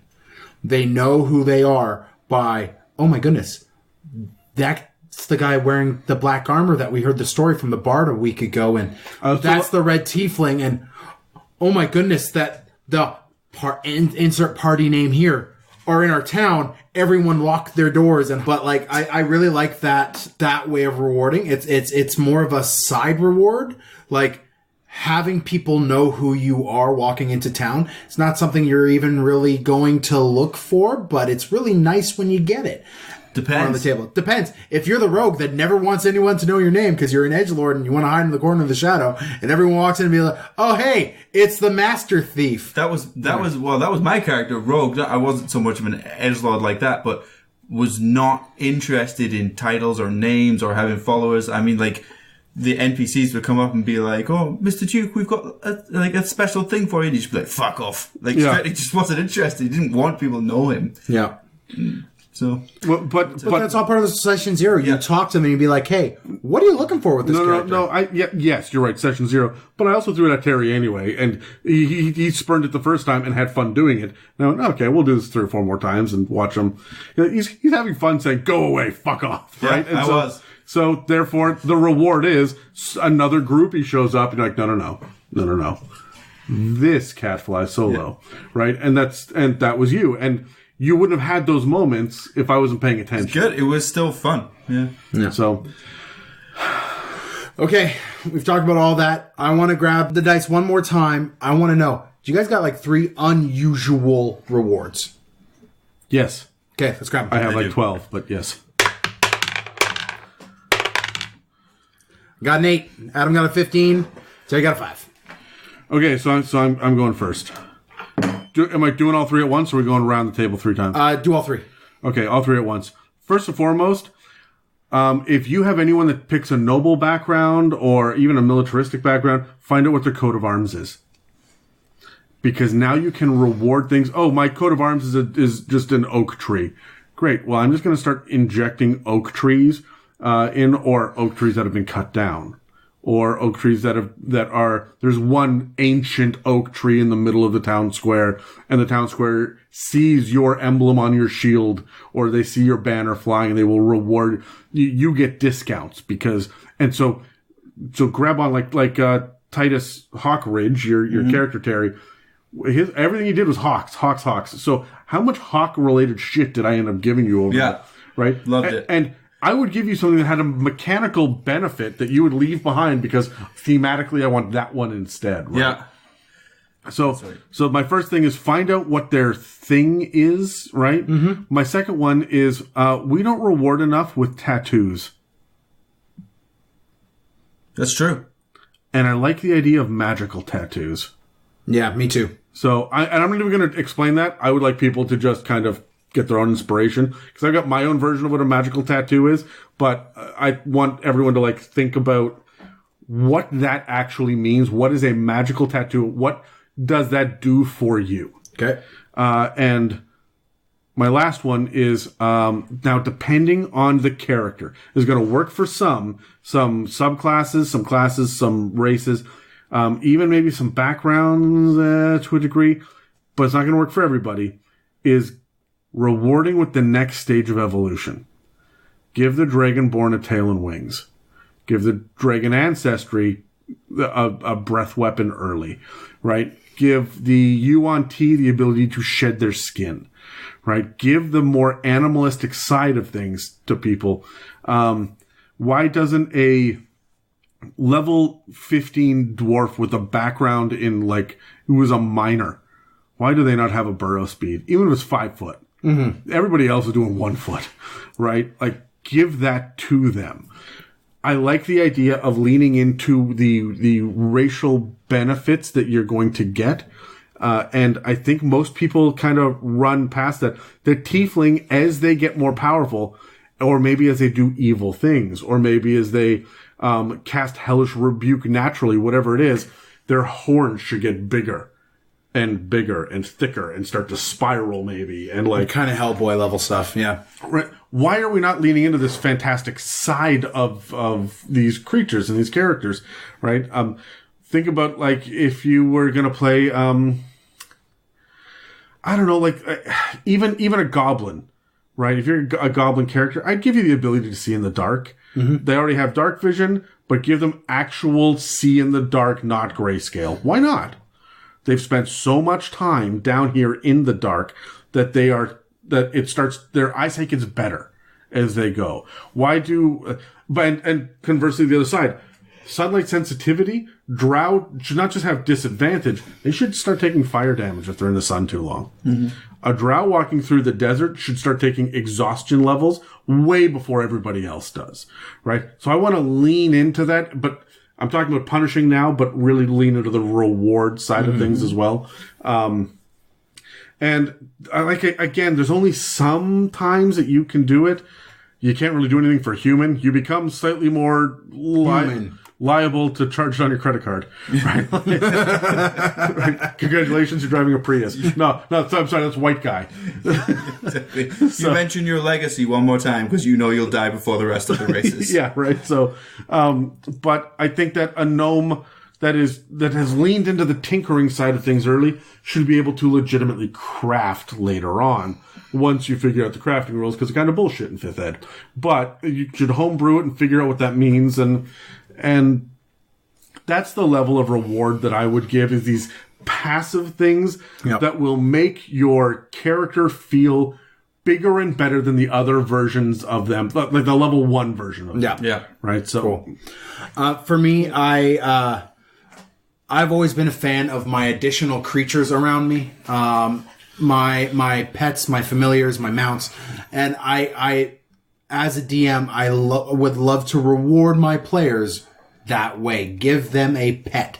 Give them some sort of useful animal or even lower intelligence creature that just loves them and follows them around. I've had everything from an awakened shrub to a bullet mount that my character rode during an Underdark campaign that I played once. So these are just the type of things that you could reward your players with. That can be so dangerous, though, because your actual economy gets out of control. Every round in combat takes forever. Yeah, you work your way around it. I mean, it's not that big of a deal. Like, most things are going to hide, and most things are going to be repelled by combat and loud noise, and then you have to go get them back.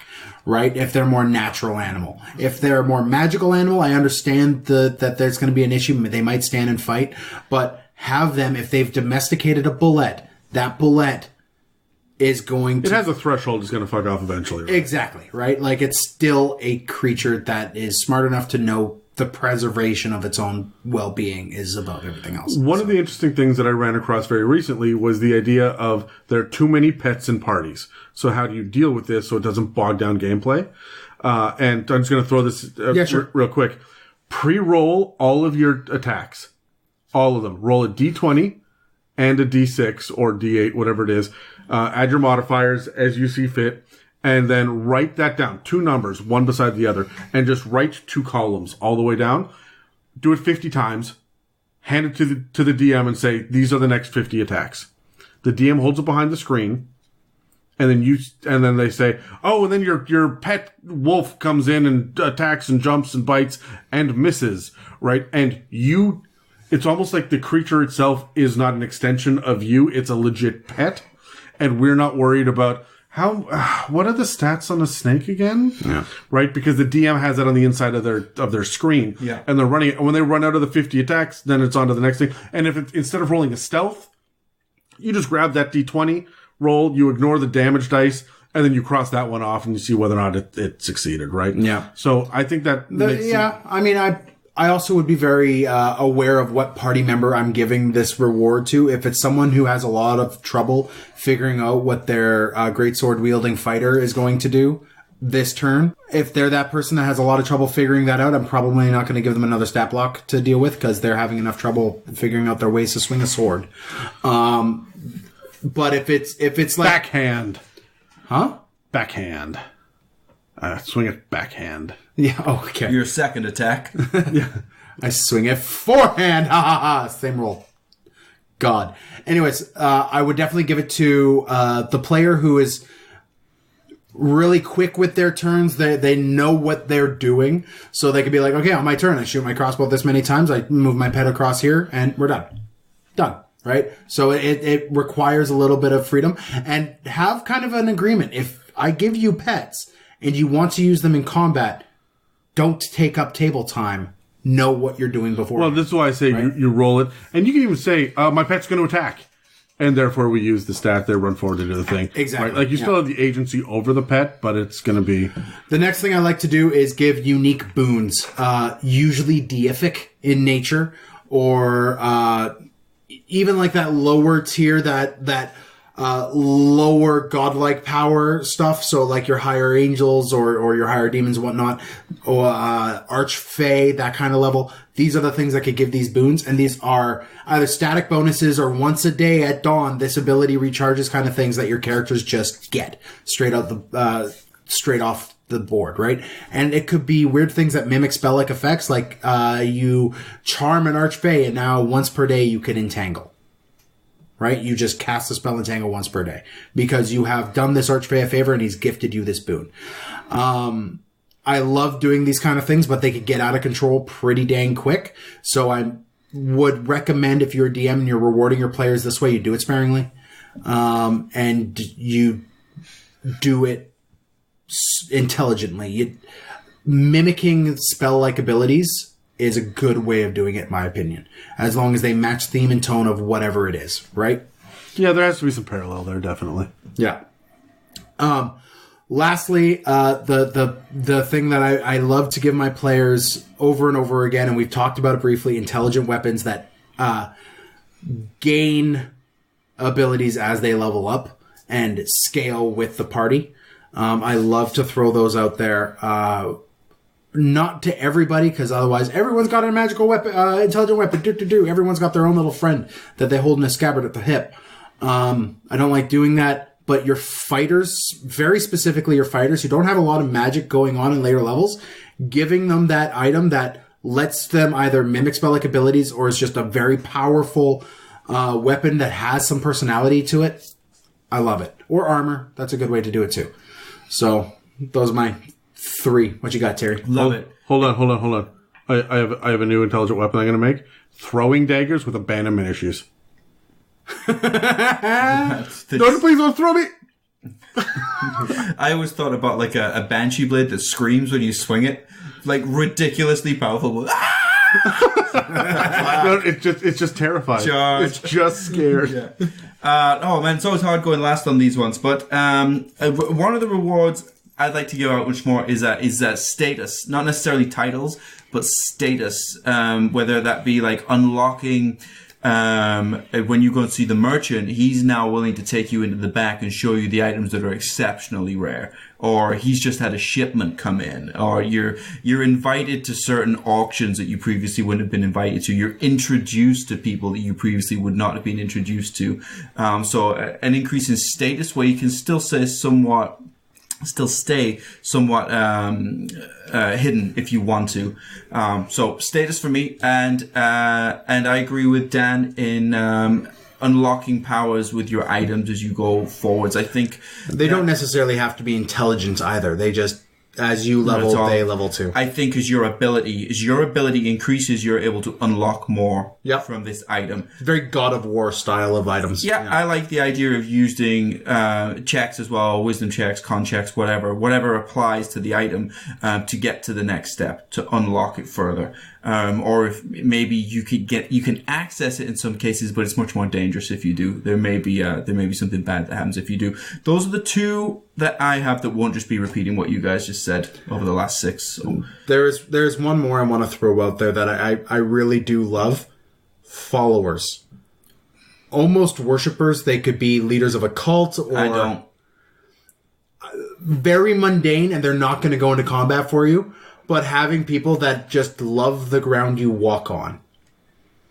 Like as a player who is now in charge, potentially, of an organization of people, like a business, and there's a crew of people under him, I'm really intrigued at, like, setting my minions out to the corners of the world to do little tasks for me and being a bit of a mastermind. Now, this is clearly something you hold for later levels, but it's definitely something I would tease around and try out.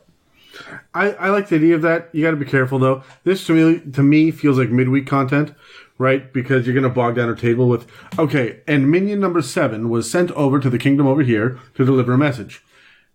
Did he come back? No? Okay. Minion number 8. Right? And so, like... Send minion number 12 to find minion number 7. Right. And so, like, at this point, you're just... It's just another resource to manage, and I'm not...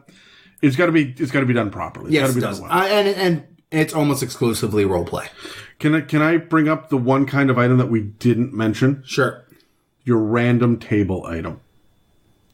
Whether it's the Quiver of Chance that I've spoken about before and I've posted on our Instagram, you can go check that out, or the Deck of Many Things, or there have been other ones. I've got right now, there's a D100, so it's a percentile table. There are 100 options. And one of the barbarians in the Tuesday game had walked into a garden that an herbalist had. He was able to grab 23 just random bits and pieces of plants, and he has no idea what they do. And every once in a while, he either eats or breaks or rubs or smells or smokes or something with one of these pieces, and then we find out what the magic effect is. And every one of them has a spell attached to it. And last night, he blew himself up with a delayed blast fireball. Yeah. The session before that, he gave Hill Giant some leaves to chew on, and it permanently cast light on its tongue. So now whenever it speaks, it's a flashlight. So it's just a bunch of crazy random shit that happens. He's used 4 of the 23 that he has. Nice. And he rolls every time that he does it. He says, all right, I reach in my pocket and I grab, and then he rolls a dice. I look at the table and I say, it's a root. It's orange. What are you going to do with it? And then whatever he does with it. Oh, it's a carrot. So if you eat the fireball, or you may throw it. Or, right. Yeah. So there's different. That's hilarious. Yeah, he pricked his finger with a thistle. Love those. Right, and then a beam of light came out of it, and he's like, "Oh, what's that?" And that's delayed blast fireball, and he just pointed it at his feet. He blew up him and the other barbarian, and everyone else went, "Nope."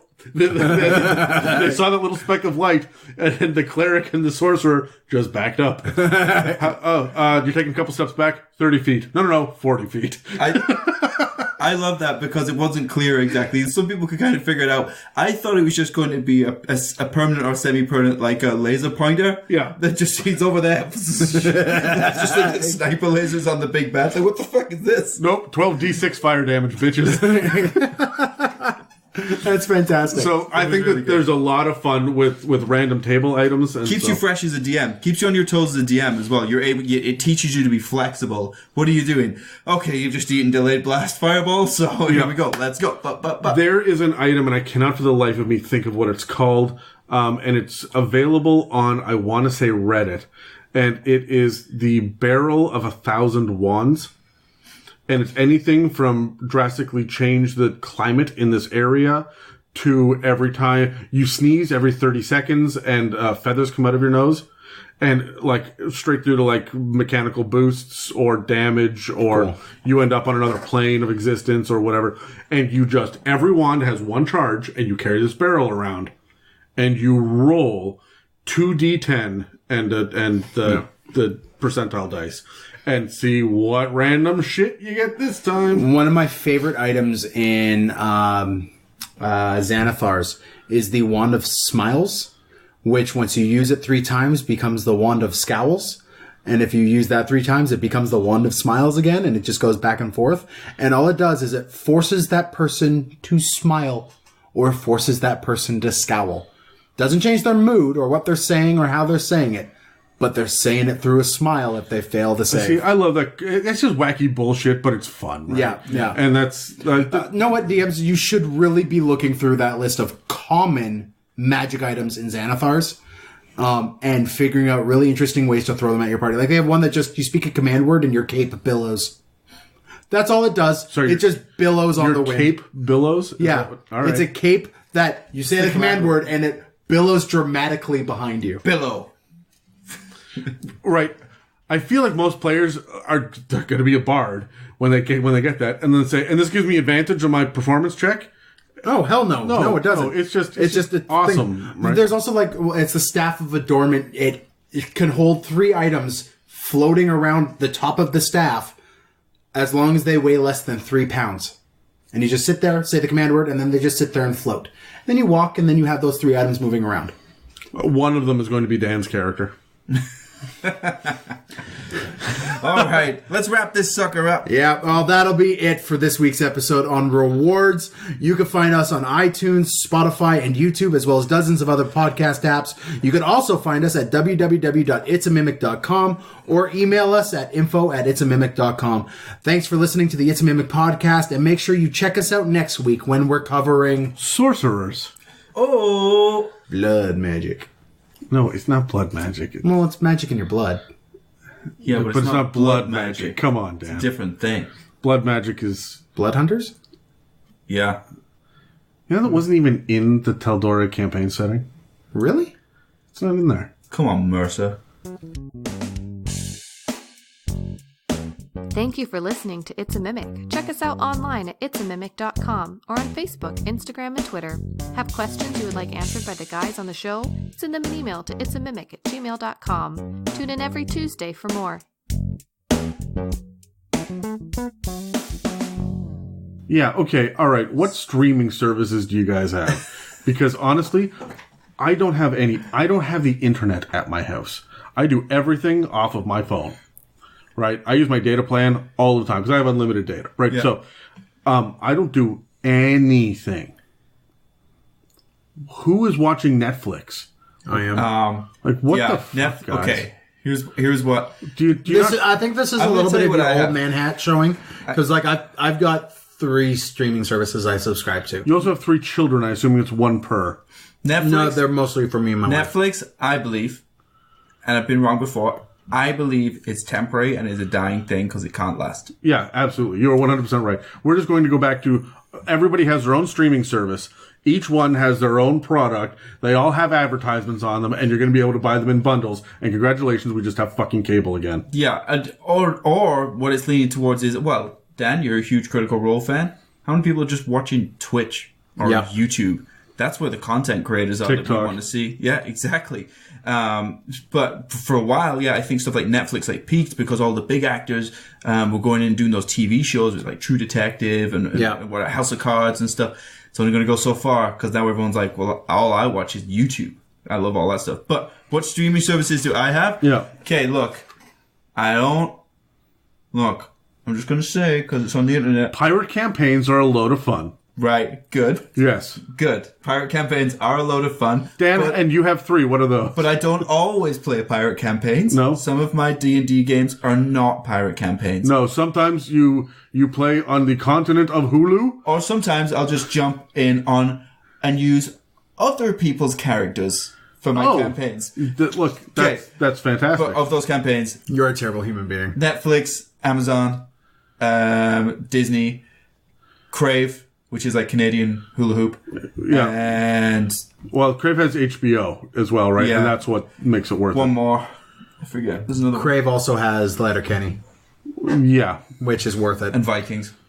Yeah, nice. Yeah, cool. All right. I've got Netflix. I've got Amazon Prime. But I do really want to get Disney Plus.